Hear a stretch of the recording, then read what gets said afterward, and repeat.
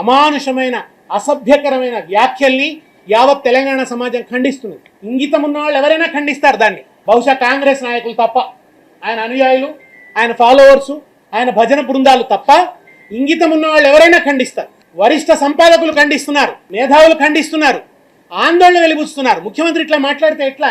ఇవాళ తెలంగాణ పరువు పోతున్నది దేశంలో.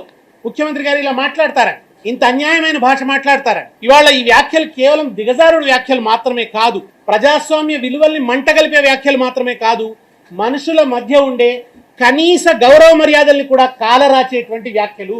మామూలు మనుషులు మాట్లాడుకునేటప్పుడు కూడా శుభంగోర్రా పెళ్లి కొడుకు అంటారు, అటువంటిది ఆయన అశుభ సూచకమైన మాట మాట్లాడతాడు నిరంతరం కూడా. ఆయనకు అట్ల తప్ప ఇంకో రకంగా మాట్లాడరాదు. నేతి బీరలో నేయి వెతకలేము, ముఖ్యమంత్రి గారిలో సంస్కారాన్ని వెతకలేము.